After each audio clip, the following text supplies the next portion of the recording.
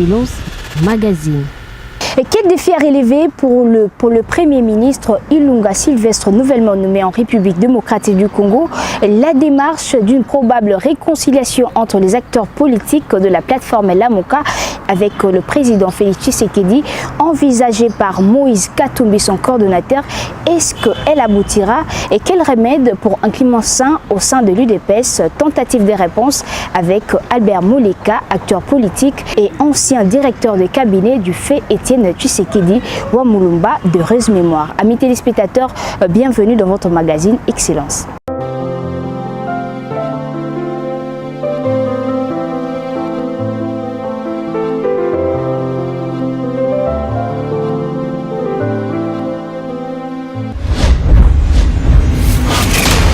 Excellence Magazine.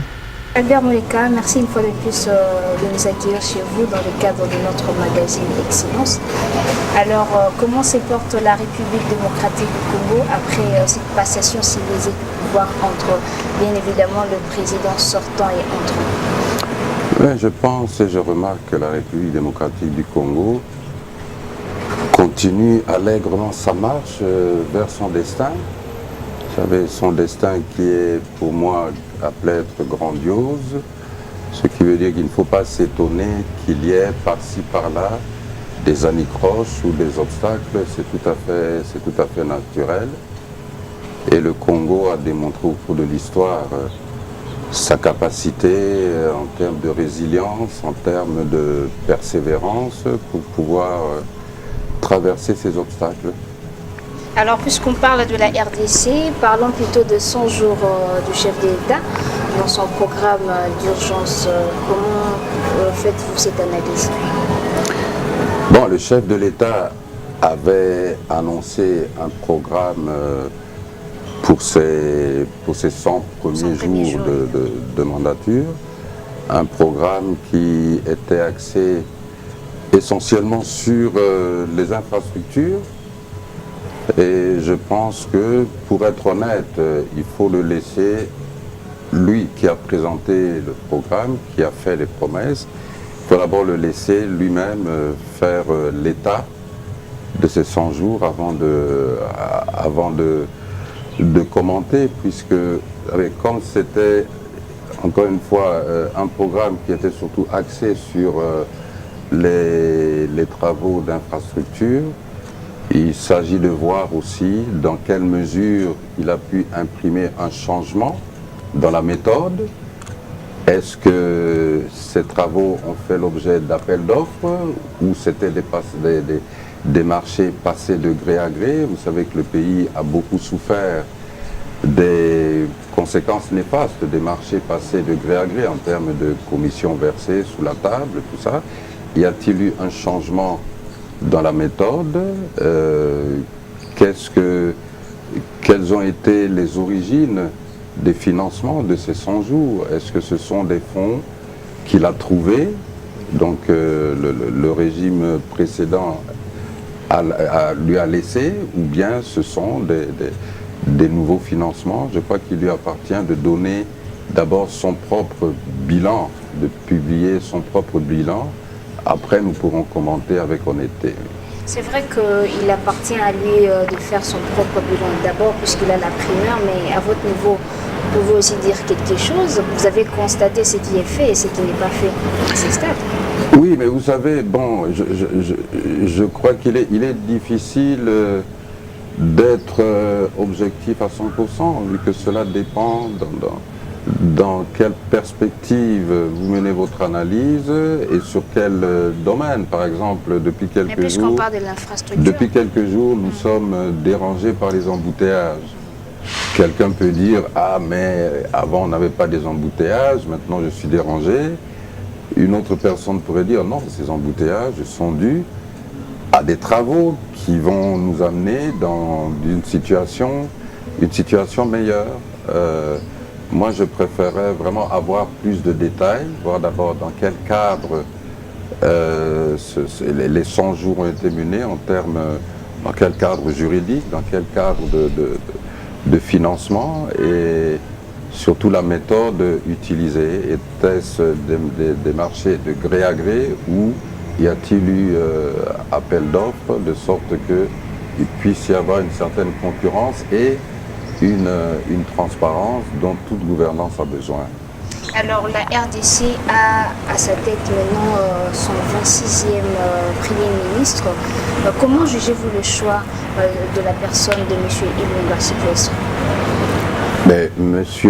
Ilunga, donc le Premier ministre, dans son propre mot de remerciement, a commencé par remercier l'autorité morale de la plateforme dont il est issu, et puis il a remercié le président de la République qui l'a nommé. Donc il a été proposé par l'autorité morale du FCC et nommé par le président de la République.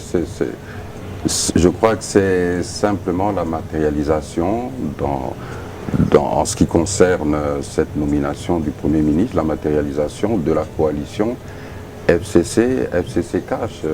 Si vous vous rappelez le communiqué conjoint signé par le coordonnateur du FCC, Maître Némi Moulania, et Jean-Marc Kaboun en tant que responsable du Cash, bon, il s'était convenu dans cette voie-là que l'autorité morale du Cash puisse rapidement communiquer le nom au président de la République pour nomination, ce qui a été fait. Alors, selon vous, quelles sont les premières actions que le Premier ministre devait mettre en œuvre?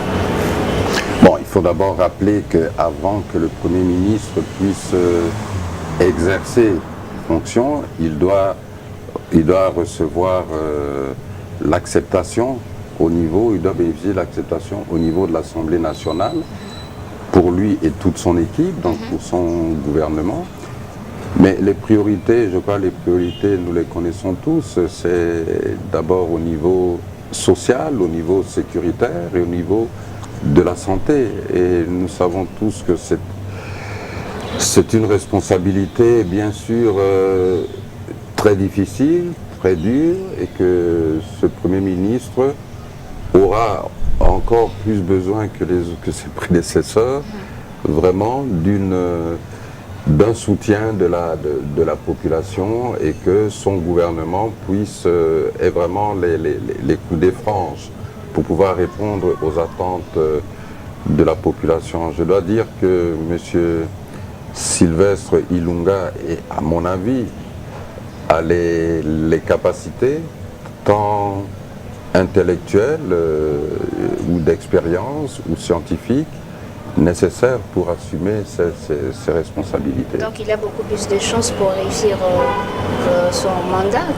La réussite dépend d'abord des circonstances, de vos collaborateurs, et évidemment d'un peu de chance. C'est comme dans le sport, il y a toujours un brin de chance. Alors, 3 ans après, Katumbi revient au pays. N'est-ce pas ça, la décrispation de l'espace politique?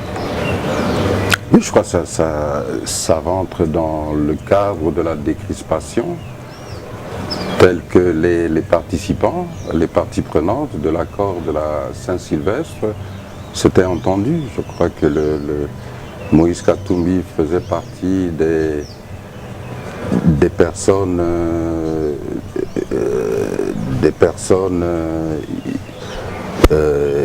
iconiques, si je puis dire, dans la liste des personnes à libérer ou à faire rentrer. Oui.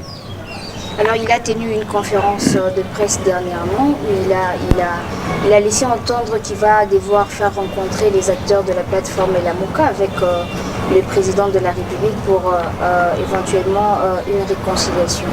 Comment jugez-vous sa façon de faire les choses?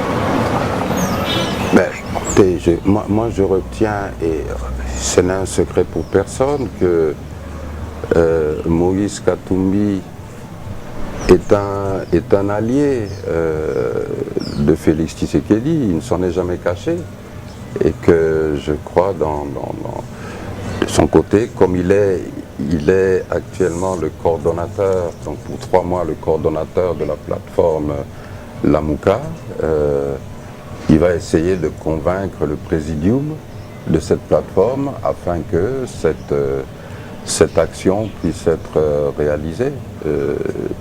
Bien sûr, ça ne sera pas facile, vu que nous connaissons peu les positions des uns et des autres. Certains sont très attachés à la recherche, donc de la poursuite de la vérité des urnes. D'autres surtout dans le regroupement politique dirigé et créé par M. Katumbi, ensemble. Certains disent qu'ils ne sont pas de l'opposition. C'est là, je crois, où un problème va se créer pour... Non, ça pourrait fragiliser en quelque je sorte. crois qu'il appartiendra à M. Katumbi de clarifier véritablement sa position, vu que certains des leaders de son regroupement se déclarent non opposants, donc pas membres de l'opposition. Certains, il est de notoriété publique, recherchent même des postes, étaient preneurs pour des postes dans le gouvernement à venir. Donc il devra clarifier sa position. Est-il lui-même dans l'opposition ou bien est-il allié à la coalition FCC-Cash? Alors, d'un côté, on parle de la réconciliation, de l'autre côté, l'UDPS, les choses ne semblent pas marcher à bon train. Comment comprenez-vous ce qui se passe à l'UDPS en tant qu'ancien directeur du FEDIEN Tshisekedi? Ce qui se passe à l'UDPS, moi je l'ai qualifié de piège d'Etienne Tshisekedi, dans ce sens que Etienne Tshisekedi n'étant plus avec nous, n'étant plus avec le parti,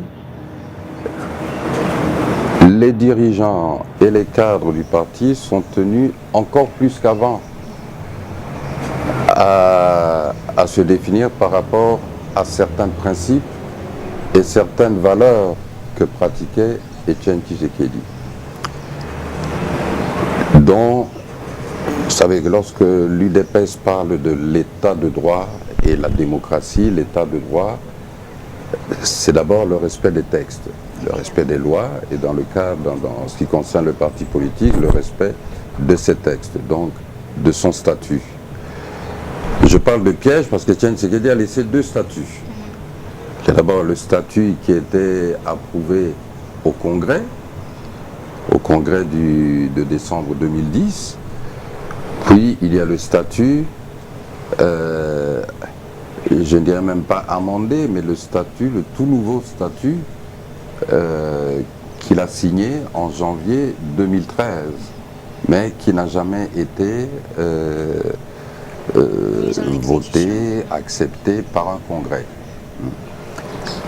Donc cela veut dire que déjà au niveau des militants ou des cadres, les gens doivent se poser la question, mais je dois obéir à quel texte?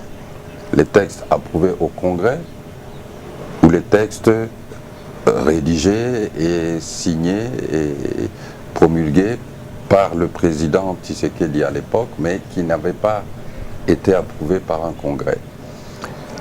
Mais vu que tous les cadres actuels, depuis 2013, tous les cadres ont été nommés par le président, feu président Tshisekedi, selon les dispositions de ces deuxièmes statuts. Je crois d'abord tout le monde s'accorde plus ou moins à mettre ces deuxièmes statuts en prééminence par rapport au statut approuvé au Congrès.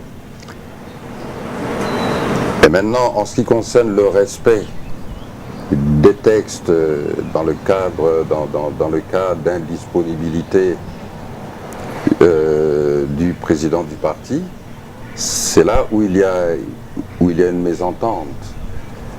Certains estiment que le mandat que le président précédent du parti, c'est-à-dire le président Félix Tshisekedi, que le mandat fait au secrétaire général Kabound, lui confiant l'intérim pour toute la période de son indisponibilité.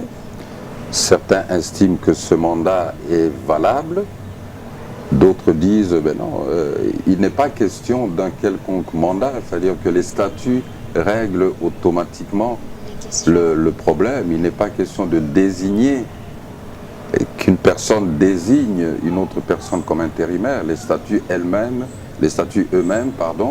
disent clairement en leur article 26 que l'intérim est assumé par un directoire composé du président de la Convention démocratique du parti, du secrétaire général et du président de la commission électorale du parti.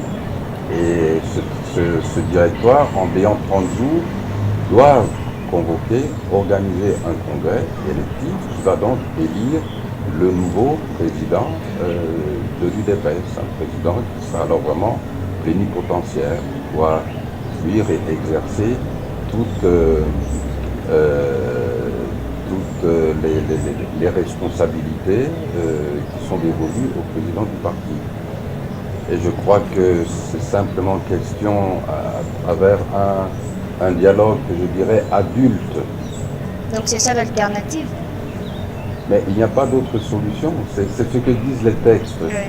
Maintenant, si vous décidez de violer, de ne pas respecter vos propres textes, il sera difficile pour les gens de l'extérieur de crédibiliser votre discours par rapport à l'état de droit. Parce que si vous ne savez pas respecter vos propres textes, comment vous allez convaincre les gens que vous voulez établir l'état de droit dans un pays? Mais le président de la République, Félix Tshisekedi, a procédé déjà à la rencontre de chacun des membres qui ne s'entendent pas à l'UDPS. C'est aussi une forme de dialogue, hein? Question de trouver une solution rapide. Mais, dans sa position actuelle, Félix Tshisekedi ne peut pas s'immiscer ni dans la gestion d'un quelconque parti politique. En privé, bien sûr, il est normal qu'il donne des conseils, mais je crois que chaque cadre qui a vraiment à cœur le bien et le bonheur de ce parti et de ses militants comprend très bien que le salut du parti, c'est dans le respect des textes et dans rien d'autre. Il ne faut pas se laisser aller dans les sentiments. Mais quand un groupe parlementaire de l'UDPS veut à ce qu'il y ait un directoire bien avant le rapatriement du corps du Sphinx des Dignités, pensez-vous que cela est juste? J'ai lu la déclaration des élus de l'UDPS. Ce qu'ils demandent, c'est le respect et l'application des statuts. Il n'y a rien d'autre. Donc le rapatriement peut attendre? Et c'est quelque chose qui devait se faire donc dès la prestation de serment de Félix Tshisekedi. Donc ils ont tout à fait raison de réclamer. Je pense qu'ils ont tout à fait raison de réclamer le respect et l'application des textes, que ce soit avant ou après. Ce n'est pas ça le problème. Le problème, c'est que c'est ce qui aurait dû être fait et c'est ce qui devrait se faire. Bon, à moins d'une semaine, fort probablement, le corps du Sphinx des Dignités arrivera à Kinshasa. Quelles sont vos recommandations par rapport à tous ces membres de l'UDPS aujourd'hui dispersés, hein? Je crois que les recommandations à tous les membres de l'UDPS, chacun a ses propres sentiments et a ses propres émotions par rapport au retour enfin de cette dépouille. Vous savez, dans notre tradition bantou, la famille, même s'il y a eu des disputes ou des séparations, la famille se réunit toujours lorsqu'il y a un deuil, lorsqu'il y a un mariage, lorsqu'il y a un baptême, un nouvel enfant. Ce sont des événements symboles de l'unité de la famille. Et je peux simplement conseiller à tout le monde de mettre de l'eau dans son vin, d'enterrer la rage de guerre, ne fût-ce que à cette occasion, vu que c'est Étienne Tshisekedi qui réunissait tout le monde. Et il n'est pas bon lorsque le papa n'est pas là, n'est plus là, que les enfants se disputent sans cesse ou ne savent même plus se parler ou travailler ensemble pour le bien de la famille. Chacun peut avoir ses propres responsabilités dans son propre domaine, c'est tout à fait humain. Chacun peut et doit chercher à évoluer selon ses talents, selon son destin, mais cela n'empêche pas de garder ses liens de famille, de garder ses contacts, et à cette occasion, je crois que tout le monde devrait se rencontrer pour que d'abord ces funérailles se passent bien, sans amis proches, sans événements fâcheux. Ça ne serait pas à notre honneur, à nous, la famille du Dépès. Très bien. Allons au-delà de nos frontières pour parler de la construction du pont reliant les deux villes proches, donc Kinshasa et Brazzaville, qui ne cesse de déchirer l'opinion congolaise. À votre niveau, comment analysez-vous cela? Qui profiterait-il de cette construction de pont? C'est un projet et un dossier que j'ai toujours suivi de très près. Et tous les experts ont toujours recommandé au gouvernement de la RDC, que ce n'est pas un projet d'aujourd'hui, c'est un projet qui date de 4 décennies, c'est pas plus.